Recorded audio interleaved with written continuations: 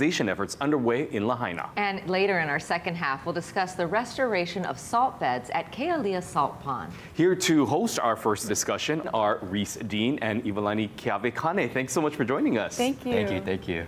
We're so happy that you're here with us. Reese, tell us a little bit about why you chose this topic. Well, as students of Kamehameha Schools Maui and as Maui residents, we felt that we had this instilled responsibility to take care of our home, especially following the wildfires. Me and Ivalani have ohana who have been directly impacted, and we've seen the most immediate impacts of the restoration. We wanted to be part of that project, to be at the forefront of this mission, and to build the resiliency of not only the people, but the Aina as well through native forestry. And we feel that through this project, we're building our identity as Kanaka as well. You know, what happened on Maui impacted so many people, but why is this important, Ivalani, for not only Maui, but for the entire island?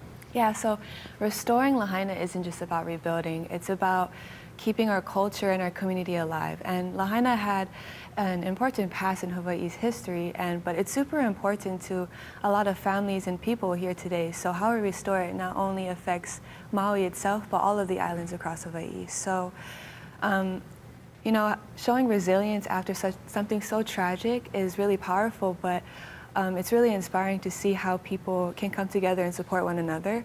So if we do this right, and if we put this restoration efforts in the right hand, then we can set a high standard for sustainable rebuilding.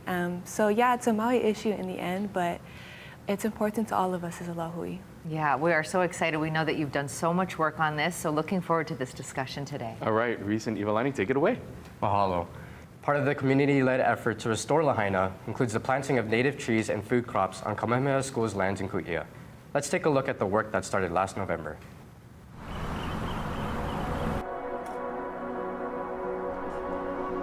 So today is the first planting of kamalu, which is in the entryway of Ku'ia Ahupua'a. And it is significant because this is a first planting of our restoration initiatives here. Kamalu is a heritage site where we are replanting kupuna ancestral species that once existed in Ku'ia. So they include our native dry forest species, but also our important canoe crops. And the purpose is to recreate malu, and malu means shade. And Lahaina was once famous for Kamalu Ulu o Lele, the shade of the ulu groves of Lele. But malu also means to protect, to feel secure, and that's what we're trying to establish. You know, as a part of this Kamalu work, we've been meeting regularly with members of the communities and stakeholder groups to try to get a better idea of what the people of this place might want to see for this site, and that it really is a stepping stone, you know, the initial effort for the greater Ku'ia restoration that we're hoping to see, and still trying to figure out exactly what that will be for every section of the property. But we're really excited to have the community be a part of those discussions, and grateful that folks have been willing to share their hearts and their mana'o with us. To me, the significance of this morning and this ceremony, I think, is just intention setting for all of us that have been involved in the planning, and this team that's, you know, critical to the implementation of the first phase. I think it's just establishing that proper relationship to this place. You know, he ali'i ka'aina, he kawa, he kanaka. And so really elevating the significance and reverence of land and Aina, and recognizing our role as Kanaka as servants of this place, and just setting that posture from the beginning. The more we can bring back the trees, the more we can bring back the life, the more we can support farming and support the people to rebuild their houses here and bring back the water more and more for Lahaina is the hope.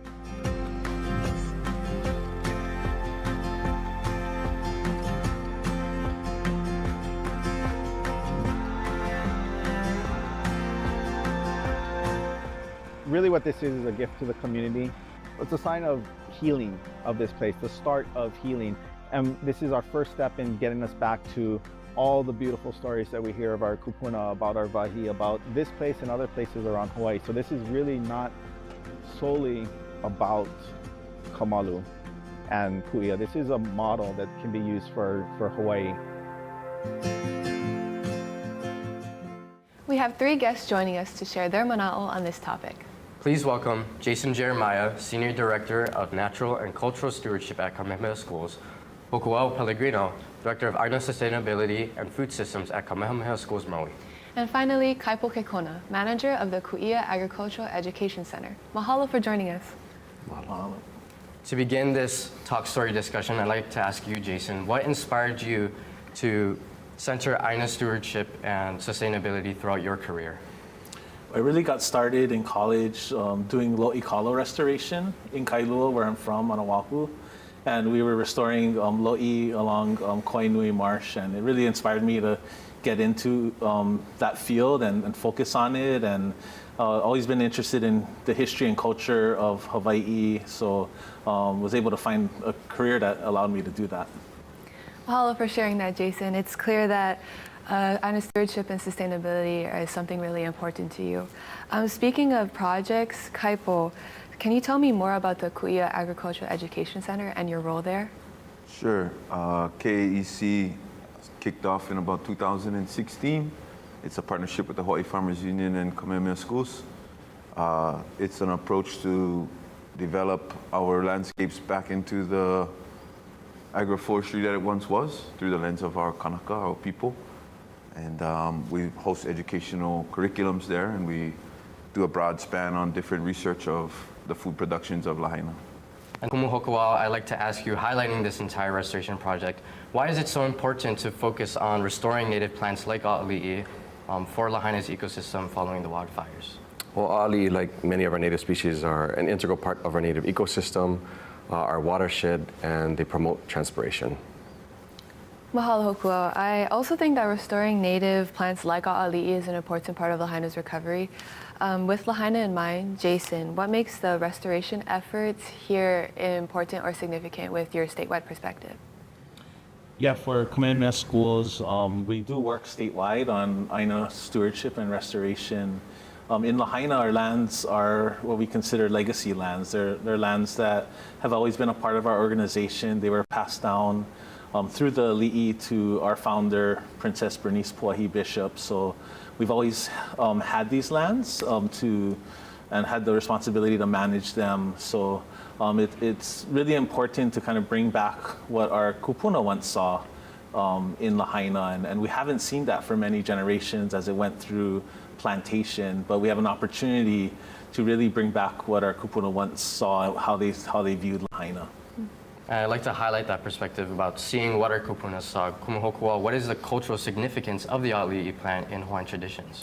Well, today we definitely see the flowers of the a'ali'i dominate. Hula practitioners use for lei making, but traditionally this dry forest species, mesic forest species, the wood is very hard and dense, and it was utilized for different tools, sometimes o'o, sometimes hula implements, firewood, and other traditional uses. It's a very important plant as part of our cultural use.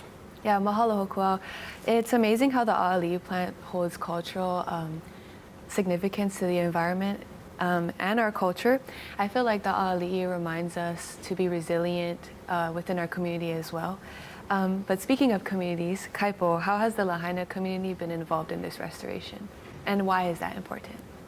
Yeah, so at least for the past 2 years or so now, we've collectively gotten together with a lot of different local organizations from Lahaina and just tried to have conversations around the idea of what this could be and what it could look like and what's possible today with all the different challenges we have. And so a lot of planning has gone into it and discussions with our community and feedback, and then we start to develop plans moving forward to see how we can best move this kind of effort forward with a collective energy with our community.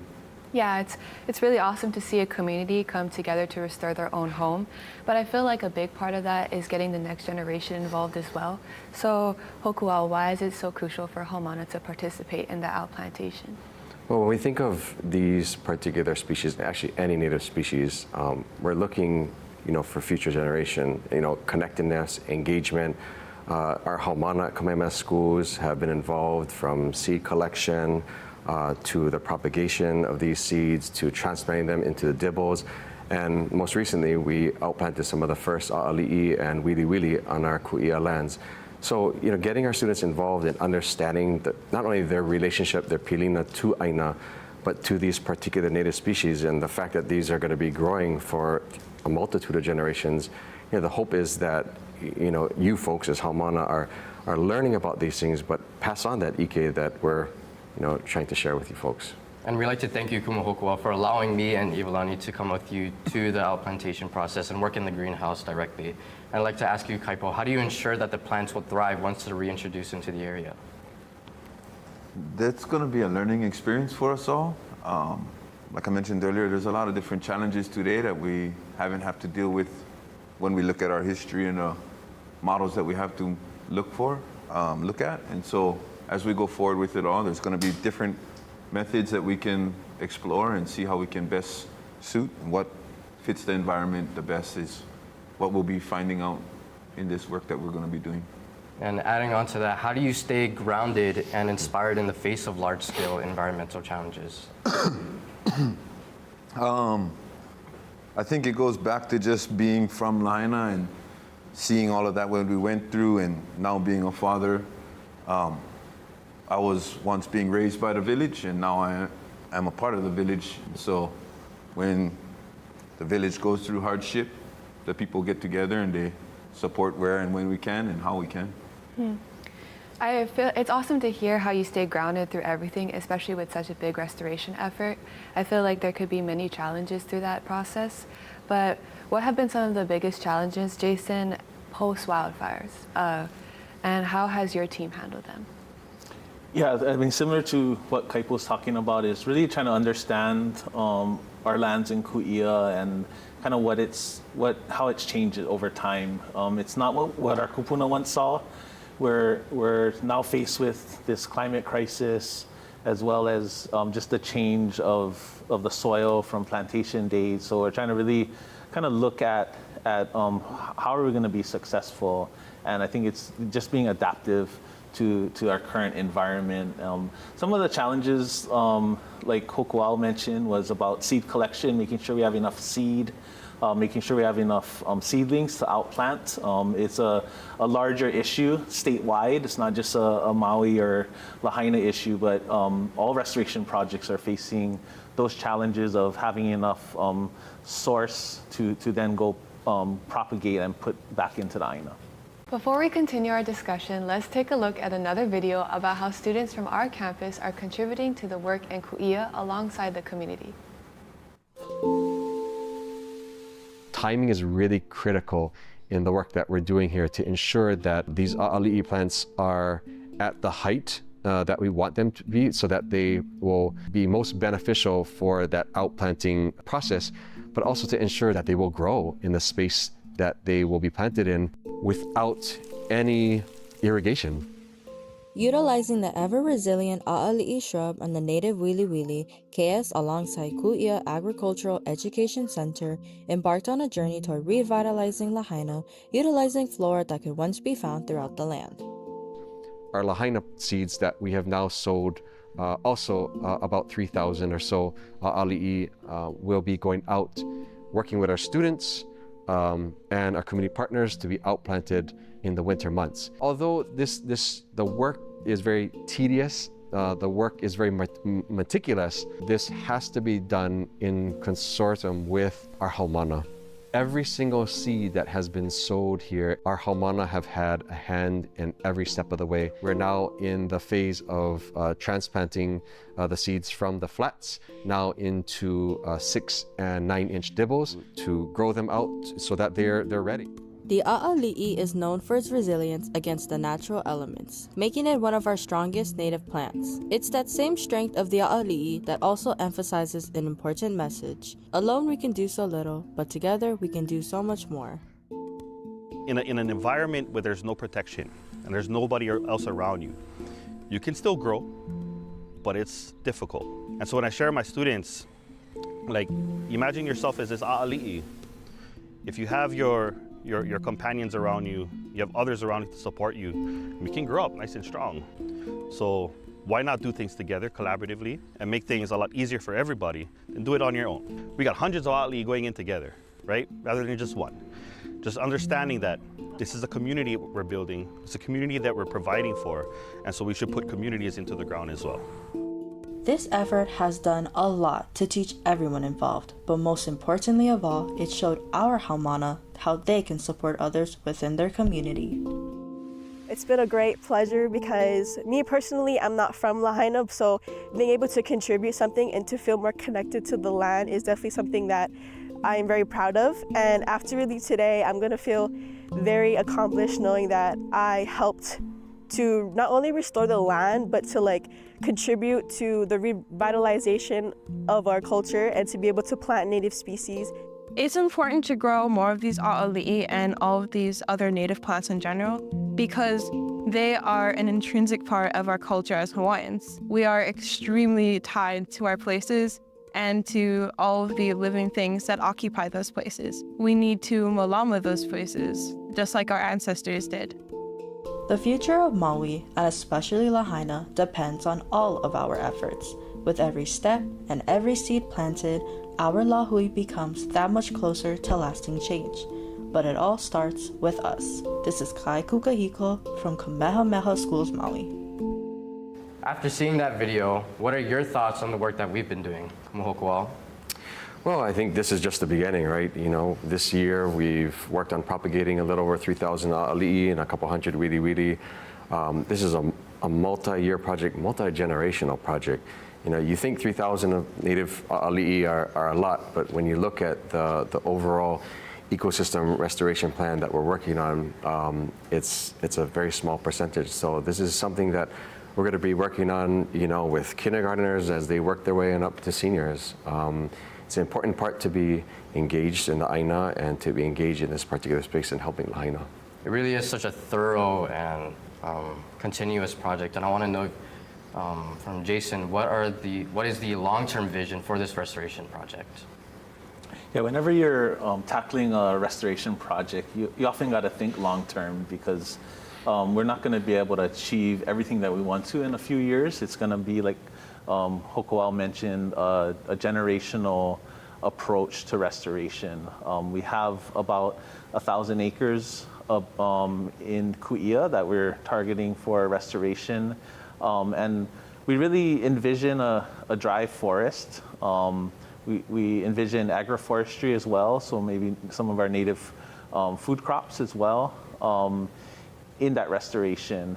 And it's a place that's going to help you know, gather water, bring kind of the native forests more down into this area closer to where people live. It's going to help with some of the ecosystem functions that provide water, help with erosion control and other factors that restoration projects often do. And we hope that it's going to bring community together. You know, we have our haumana, we have community groups doing the work. We want everyone to be a part of this restoration and help to restore and rebuild Lahaina from an aina stewardship perspective. And I love that you guys are really involving our entire lahui throughout this project. And I'd like to know from you, Kaipo, what do you envision for this project? For me, there's a lot to consider when you look at the historical footprints of Ku'ia. But ideally, we'll have a safer environment for not only our next generations, but the community as we return home. Grounding, building some of our pride and character as natives, as well as community at large. Maybe some of our historical mo'olalos can be told once again and not only be a story, but a place to be in and see and be a part of, touch, smell, feel. That's a great vision for me, seeing in the long term. And adding on to that, Kaipo, how can the community or others support this effort to ensure its success? Well, there's a lot of opportunities with different volunteers scheduling. We definitely have on our end with KAEC a volunteer sign-up sheet available. You can find us on Instagram and Facebook. There's also, her name is Nalani Kealaiki with Kamehameha Schools, and she's been coordinating a lot of the volunteer times as well with community engagement and all that stuff. So all kinds of different ways to plug in and get involved. And then even just at your own house or property, you can always start there. Growing a little bit in your own yard always helps everybody else too. Yeah, and I agree. This project, I think, promotes this this native forestry environment to not only be involved in the actual area, but to integrate some part of it within ourselves. And I'd like to ask Kumuhokua, what can the community do moving forward to Malama Aina, and who can they contact to get involved? Well, I think, our focus on the campus is education. Although this project, as you mentioned, is hyper-focused in Ku'ia, in Lahaina, it really is the intent for our community, our haumana, our ohana, and so on, to be inspired to care for the place that they reside, whether it's in A'apueo or in Hawaiʻi or in Hana. Aina restoration is something that's happening across the Pai'aina, and this work is really critical, more so now than ever. So getting educated about, what are the watershed areas that we live in?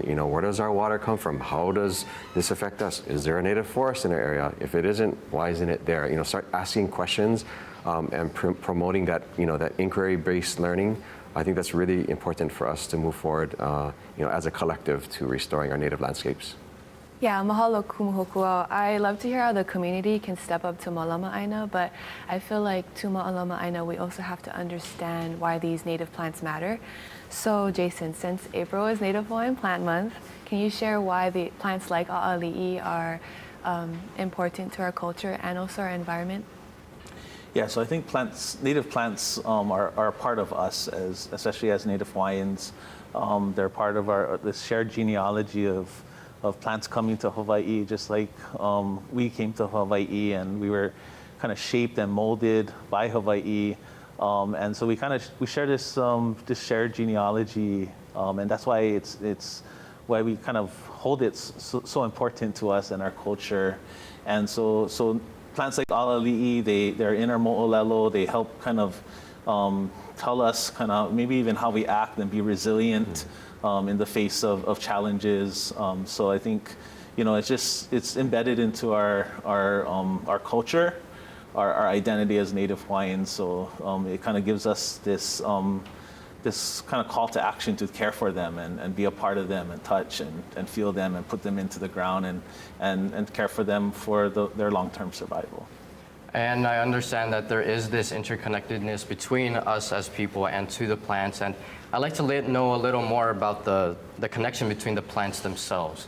Right, Kumuhokua, can you highlight a bit about the other plants that might be introduced into the area?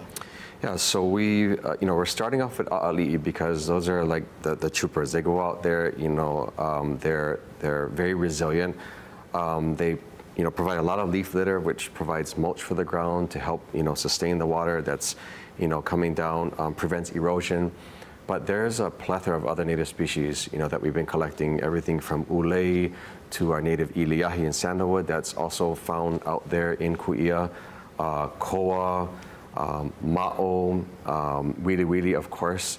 And so, a'ali'i are just kind of the shrubs, right? We're not even talking about the canopy yet, but it's really important to ensure that, we're protecting the aina first and ensuring no erosion takes place, further erosion. Then we start to bring up the canopy and we start to have some of the ground covers as well. So eventually it's going to be a very diverse forest as our native forests once were. And I also want to build on the fact that when me and Ivalani went to your greenhouse to work with the a'ali'i directly, I remember you saying that there's a process in which you harden the plants back at the greenhouse to get them prepared for the Lahaina forestation. Can you build on that?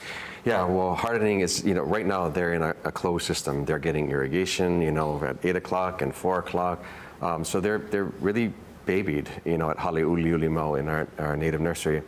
But when they get out into the field, like all of us, after you guys graduate, you're kind of on your own, right? So it's really important to ensure that as we harden these plants, we kind of taper off the watering, because once they get onto the landscape, we're not putting irrigation systems in for these. You're on your own, and good luck, but I know this is the right space for you, so holomua. Right, and I also want to build on the fact that You know, this idea of hardening the plants before we go out to Lahaina, I've made this connection between ourselves as Kanaka, right? We need to put ourselves in an environment where we can harden our own selves and be ready to take on the world. And Jason, I'd like for you to build on that. This idea that, you know, how can we get started within ourselves to take on the world? Yeah, I mean, I think maybe I think about adaptation, right? And I think our plants have adapted to Hawaii's environment over numerous centuries, and today here we are needing to adapt, harden, but then also kind of go out and kind of like Hokua was saying is like, you got to figure it out, and you got to kind of, yeah, you're out on your own, and you need to become a part of kuʻia for where we're doing our plantings. And there's also, what I wanted to also add to is like, we're bringing plants to plant. We're doing our work with our haumana, and but there's also natural regeneration happening. So maybe part of that adaptation is also, there are remnant plants still in these restoration areas that, as well as trying to raise them and bring them up to plant, there also are some of those plants still there, and they just need to be uncovered. And once you start working the aina, they start to appear and show. So it's part of this larger community of native ecosystem restoration. It's kind of part of the, you know, for us as people, you know, going out into the next phases of our lives. You know, it's just kind of learning your community and being a part of it is really important. I'd like to say mahalo to Hokua Pellegrino, Jason Jeremiah, and Kaipo Kikauna for being with us today and sharing their knowledge and insights. It's been a powerful conversation about the restoration efforts in Lahaina, the significance of native plants, and how communities can stay involved in Malama Aina. We hope this inspires everyone to continue supporting the work and the culture that connects us to this beautiful place. When we come back, our team from Kamehameha Schools Maui will showcase the salt beds at Kealia Pond. Mahalo nui loa for watching this special student edition of Spotlight Now.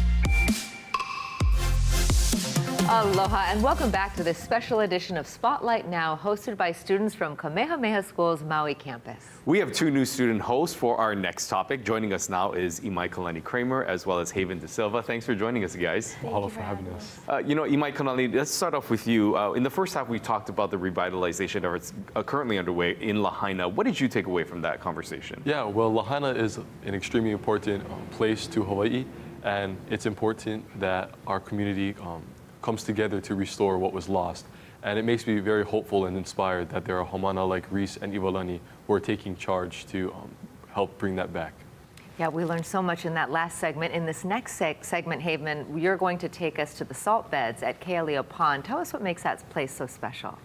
Well, if you're from Maui, you may have heard of Kealia, and you may not know the significance of Kealia. And what is important to me is that we highlight these places that are not well known, because if not, they're not going to be treated well, and they're not going to be treated how they should have been historically. And we know that people just drive past, they drive in, and they destroy the place. So our goal for this segment is to really produce this idea of Malama Aina and hopefully get other people inspired to do the same. I'm sure we will be. We are looking forward to this segment, so take it away. Mahalo nui. Mahalo. Before we introduce our next guests, let's take a look at this video in which Haven and I share our experience at Kealia.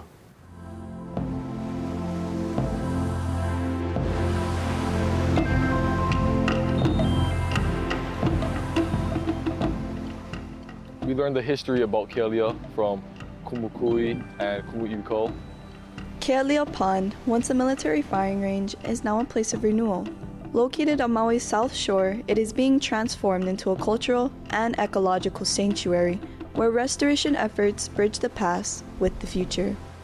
I think students need to have that hands-on experience with traditions that our kupuna did, and in doing so, it will spark an interest in them to keep furthering our Hawaiian culture. Working here has definitely flipped a switch in my brain from just learning about our traditions in class to actually being hands-on and working in the field and doing my part in bringing back the culture. The restoration at Kealia offers Kamehameha Schools Maui students a chance to connect with history firsthand. While many observed the site's transformation, Haven and Imai delved deeper. Studying cultural and historical records, they explored Kealia's rich legacy. At the Charles Reed Bishop Learning Center, the Keauli collection preserves valuable documents on Kealia and other important Hawaiian sites. For Haven and Imai, understanding Kealia meant more than just seeing it. They sought the full story, uncovering the deeper narratives that shaped this sacred place. Kealia. Maybe you can look for that. Yes, we can. We have this hui that comes together, and then we learn more about the community. So one of our field trips was to Kealia, and this is where we got to learn about all the salt beds here and all the military destruction, and it was really just eye-opening for me. Seeing this and seeing how much or how special it is to these people, I think this is why I would want to help restore this place. The salt beds at Kealia Pond embody a living connection to our kupuna, who cherish the land and its resources. Today, salt is being harvested in traditional ways, honoring an ancient practice that sustains both cultural knowledge and environmental balance. Making it more open and more known to people will give it more power. Besides coming here and working, I think that is an important thing, just to know more about this place. I think it's important for students to come to Kealia because, first of all, it's on Maui and you need to know more about where you come from, but also getting to see a place that's so special to someone and working there and then realizing that it can be special to you. And you kind of have a sense of responsibility once you work in a place because you don't want to destroy something that you work so hard for. So I feel that the more students that come here, the more protected this place will be in the future, and people will work hard to protect it. It all starts with something that you care about and then letting it grow and grow. So that's why I think restoring Kealia is important for our lahui. The restoration of Kealia Pond is not just about bringing back native ecosystems. It's about reclaiming history, revitalizing culture, and strengthening the bond between people and place. As efforts continue, this site stands as a reminder that honoring the past paves the way for a more sustainable future. This is Ali Kennedy reporting for Kamehameha Schools Maui. Joining us now, we have Kamehameha Schools Maui, Kumu Kuigo Pero, as well as Kumuhula Koripueo Pata. Mahalo for being here. Yeah, mahalo. Kealea Pond is a very special place. Could you tell us how the work being done is helping with preservation efforts? I'd like to start with Kumu Pero. The work we're doing out there, right? It's all about learning our place in the environment, right? And working with the Aina. Right now, Kealea is inundated with a bunch of invasive species, kiawe, pickleweed, and whatnot. And understanding that the place was a wetland, we learned what plant varieties we need to put in to kind of help those efforts too. So the whole preservation efforts is us learning and growing as well. Mm-hmm. So you'd say taking care of a place requires knowing the place, the ins and outs of that place. And Kumupueo, what can you tell us about the history or the mo'oku'oha of this place to really connect us and allow us to work in this land? Sure.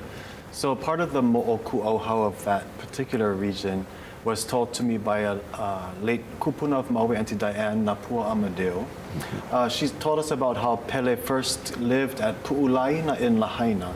But when her sister Namakau Kaha'i and her fought, Pele was kipaku'i, or kicked out of that region, and had to move to Haleakala. One of the favorite food sources or foods of the Pele Ohana is pe'u. Pe'u is the lu'au leaf, the center one that's been unfurled, a little bit of salt put down the middle, and then it's re-rolled. And they're packaged usually in kauna or fours. Lawalu'ia, they're broiled. So when Pele folks were now residing in Haleakala, they didn't have the food source. And so above Kealea, on the Hene or the side of E'eka Mountain, there's pu'ulu'au. So the lu'au was grown there for the ohana, but there was no salt. And so depending on the version of the story, Pele either took a piece of salty tear from her eye and planted it there at Kealea to create the salt, or she brought salt with her from Pu'olo on Kauai and was able to seed the ponds there for that. So it's understood that salt is such a prevalent part of our culture and in our Hawaiian history. But Kumukui, could you speak about the significance of salt in maybe your ceremonies that you have, or maybe Ava, and how your findings came to be? Sure. So I'm part of a Ava practitioner group named Pa'akaneloa. Our kumu is Kumu Hokolani Holt. And in our ceremonies, definitely salt is there, and it helps us divide our significant, our sacred with the mundane, right? So, in our Ava meetings, we continuously discuss on how we can improve our ceremonies. And one thing that our kumu said is she wants to make salt. So that started everything. We did some research. We started collaborating with Mahipono. We have access to the land where we can go and restore our native practices of making salt. But through that research, right, and my father was a part of that Ava group as well. He passed away in 2013. So I looked through his notes and I looked through everything, and one of his very last notes that he wrote on the very last page, just one line, says, "Next meeting, talk about salt." Wow. And so I feel that this was already set. This path is already set. Yep. And I'm sure as a salt cultivator yourself, you're still learning more about salt every day. And gaining this knowledge. Kumupueo, could you share more about how you use salt in your practices as a kumuhula? Sure. So we are one of a few kuahu practitioners in Hawaii. We still do the kuahu altar for hula. So to approach the halau when there's the kuahu erected inside, you have to be purified. And so for us, we use salt no kaho'oponopono to rebalance ourselves. And so at the beginning of every papahula, all of the students are pikai'ia with that salt. But for the salt from Kealea that Kumukui and Uluwehi have provided to us, because of the place where it is cultivated, one of the things that helps to create the salt is the hau wind. We're able to use that salt because hau also means to offer. And so we use that as one of the offerings as pa'akaia'ia'i on top of our kuahu as well. Mahalo nui. And obviously salt is used a lot between both of you guys, and you mentioned how Kumukui and Kumu Uluvehi gifted you guys salt. So Kumukui, what was the process behind making that salt? It's a learned process, and we're still refining it, right? We have ohana, we have friends and family on Kauai, and we learned a lot from them and how they process their salt. And so looking in Mo'olelo, looking in our old newspaper articles, we try to find what was right for Maui in particular. So our process, we take a palolo. Palolo is the clay. So we make these clay beds and smooth them out. We dug a well, which we call the waihanai, the water that feeds our entire process. We take that, remove that water into a waiku, the standing well, where we build up the salinity levels. And from there, then we transfer it into the salt beds, the alia or the mo'opa'akai, specific to Kealia, the salt beds. So it's kind of cool to see how this salt making process kind of ties into a cultural perspective of observing. So Kumupueo, from a cultural perspective, how does this process of salt cultivation tie into the broader Hawaiian perspective of Malama Aina? So we have a saying passed to us from the kupuna, e ai ke kahi, e kapi ke kahi, which means you eat some today and then you salt the rest to eat later. That's part of Malama Aina, right? You don't partake in the entire resource, you also have to malama for the future. And then if you think about, I'm listening to what you're saying, and the salt is so prevalent, but to make the salt, it sounded like a long process. And we don't see much people going to Kealia nowadays. So Kumukui, Kealia isn't typically seen as a place that people live or people visit, but can you explain its historical role in Hawaiian life? Definitely, right? And just based off of Mo'olelo, our story traditions, and like I said before, newspaper articles, and Kumupueo has mentioned it as well. There's so much reference to Kealia, and the fact that our kupuna were there is evident enough that we should be there as well. And it's a place known for its resources. Pa'akai is just one of them. There was many fisheries outside. Many people visited that area to gather food resources to take care of their kanaka, their lahui, their community.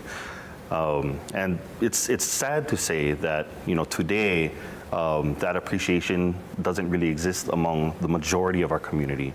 When we were small and young, we were a part of that problem too. Vehicles used to drive in onto the beach and camping and mud bogging. We used to call it Kealia mud bed or mud flats. Mud flats. And just growing up with that and knowing what existed in the past and how our kupuna appreciated this, it's time that we step in and we make a shift. Totally. And although no one lived there, it's like you mentioned, Kealia was very impactful to Hawaiʻi, and Kumupueo. How does this historical significance reflect in past Mo'olelo or in your mele a Kealia? Oh goodness, so salt wasn't just important to Poʻe Hawaiʻi. It was important before the days of refrigeration to store everything, right? And so near there in the Kula district is Kalepolepo. That was where the whaling vessels would come. It's also where during the gold rush, the ships would come to get goods from New Kaleponi, which was one of the nicknames for Kula. But they also needed a lot of salt to store things and as a product for commerce. And so that salt from Kealia got dispersed not only throughout Maui, but throughout Hawaii as well as across to the Pacific coast of the continent. For my song, however, Alia does mean salt incrustation. Alia does. But when you're chasing after somebody and you say, wait for me, you say, Alia. Right? And so I composed a mele that has a play on of words for that because I was chasing after somebody and I was like saying, wait for me, and that's how that song came about. Mahalo nui. All right. Before we continue our conversation, we have a short video looking back at the history of the area around Kealia Pond. Iliku o Kealia, located in the Moku Wailuku in the Ahapua of Waikapu, has a rich history deeply tied to Hawaiian culture. Historically, it was a thriving area known for its salt cultivation, where native Hawaiians harvested salt for the use in various cultural and ceremonial practices. The land was also integral to the community, providing resources for sustenance and spiritual connection. However, over time, Kealia faced environmental degradation, including cattle, sugar plantation, military occupants, and neglect, leading to efforts in recent years to restore and revitalize its cultural and ecological significance. We just learned some of the history of Kealia and Kumukui. As we are aware, there was a legal dispute back in the day about which ahapua'a Kealia resides in. Would you be able to speak more on that? Sure.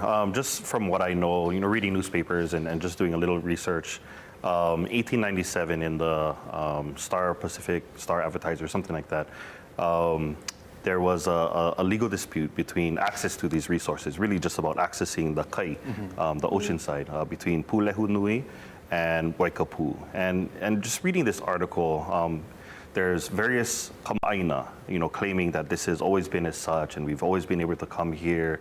But it's very evident, and that people needed to access this area, Kealia specifically, just to gather these resources. And regardless of the legal dispute, it does reside in Waikapu. It was one of the last, I guess, main arguments or disputes on Maui, specifically about those borders. We learn the importance and the significance of Kealia. So as of right now, Kealia sits in the moku, or the ahupua'a of Waikapu, and Pulehunui just sits adjacent of that. And learning about this legal dispute, Kumupueo, can you speak about how the legal complexities of maybe this dispute represents the significance of this aina to the people of Maui? We talked about mo'olelo, but there's specific forms of mo'olelo called ka'au. These ka'au have like fantastical phenomena that take place in them with these really cool characters in them. One of them has to do with owls and a particular battle that took place between owls and humans.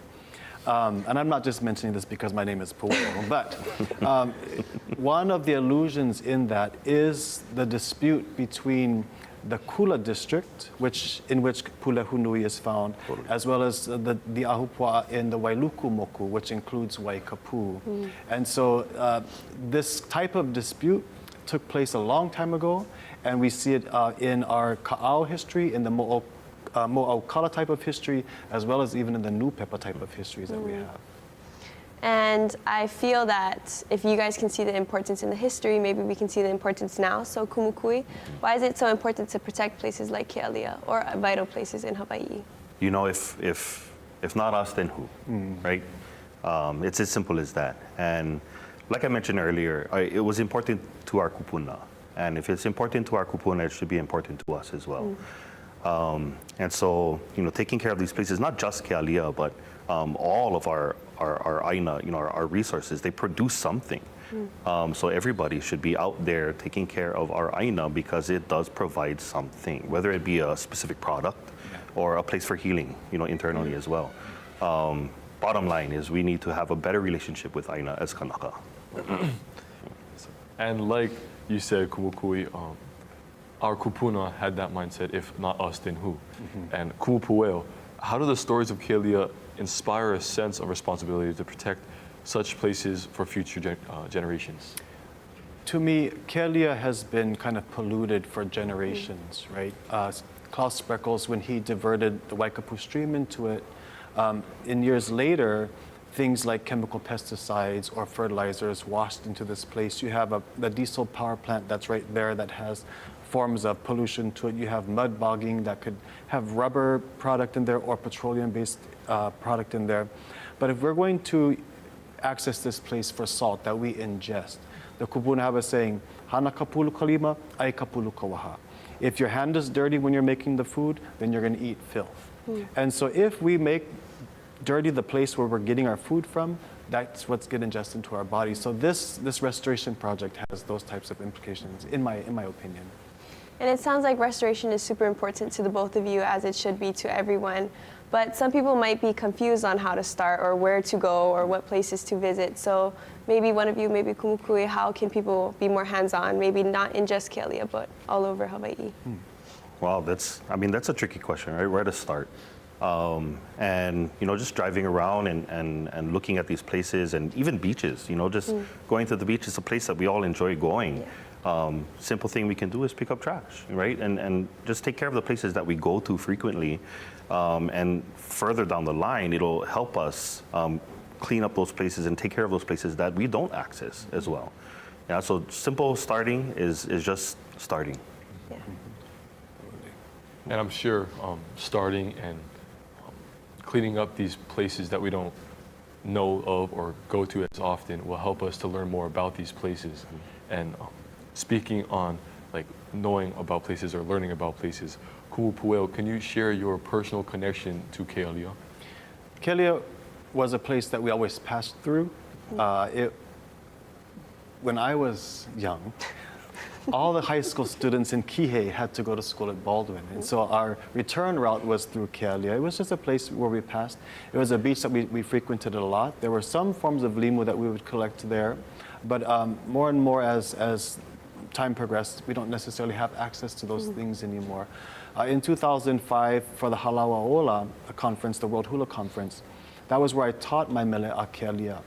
And because of that, we were able to take all of these people in the workshop to Kealia for to learn the background about that place, to feel the place. What does the wind feel like? In doing so, we encourage people to connect to the place, not just by being there, but further research. What are the names? What are the name of the winds there? What are the place names in that region? And through developing a personal connection, that makes restoration a personal project. It hits home harder. And how would you say that people who may just be starting find this research and find maybe where to start through looking at these places like Kealia? Community. So there are people in the community. Oftentimes we are now disconnected from community because we're connected through our phones or through our apps. But in the community exist people who have these experiences. And so in being able to develop those relationships and nurture those relationships, that's how you get access to these places. Mao ke kama'aina, through the people from there. Beautiful.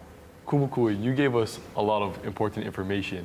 And I would like to ask, what is your personal connection to Kealia from either your childhood and now? Or? Oh, geez. As a young boy, I frequented the area a lot. I used to go camping there on the beach a lot. I go diving with my father a lot out off the reef, picking limu as well. I learned to body surf, body board out there as well. So I've been there a lot growing up, as many people from Maui have been there. But now being there to actively participate in this restoration effort, it's more important to me. And I take my kids there with me. They no longer go to summer school. They come with me and learn out there. And I tell my kids, you guys are going to be the future kupuna out here, right? So everything you learn now, sink it in, because people are going to come to them for that knowledge later on. And with this knowledge and everything that we learned today, I know people want to have this lasting impact on them. So if any of you have a final message about maybe the key takeaway of really learning about these places of Kealia or anywhere in Hawaii. I think we're so fortunate that the kupuna have thousands and thousands of written pages that they left behind for us. There's so much ike, so much knowledge in these pages. And so, yes, it's great to connect to the place, but learn Hawaiian language. Yeah. Then you have access to all of these things. The mele paint what perfect environmental health looks like. That's the baseline, that's the goal for us to look forward. So learn the language, connect to the aina, connect to your community, and malama i ka aina. Totally. I couldn't agree even more. I mean, just get involved. Learn as much as you can and do it. Mahalo nui. Mahalo. Mahalo. Mahalo both of you guys for your insight. And please stay with us. We'll be right back to wrap up the show. What is an Oiwi leader? Do they move people with their words? Do they let their actions speak? Do they breathe life into the past? Do they have a vision for the future? We celebrate every Oiwi leader who are all of these things and more. Together, they're helping our Lahui rise.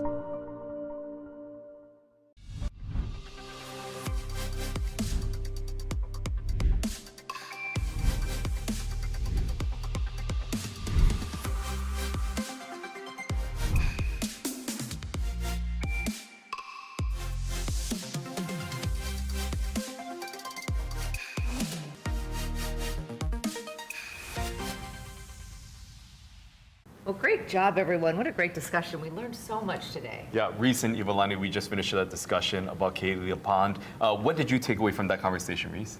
Well, I had the amazing opportunity to go out with Imai Kalani and Haven to Kealia and learn about this special place. And it means a lot that we can highlight this area that isn't really in the limelight and hopefully inspire next generations to be at the forefront of these issues and target more areas around Maui. And how about for you, Ivalani?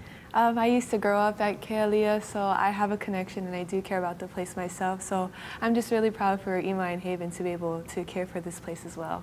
Yeah, and we're so proud of the work you guys all did today. How was it to be a host on Spotlight Now? It was very fun, but also very nerve-wracking. But it was a great opportunity to talk to our two amazing kumu, who were able to share with us their ike about Kealia and hopefully inspire others to restore not just Kealia, but other places as well. Yeah, and Haven, how did you like being a host for a live show?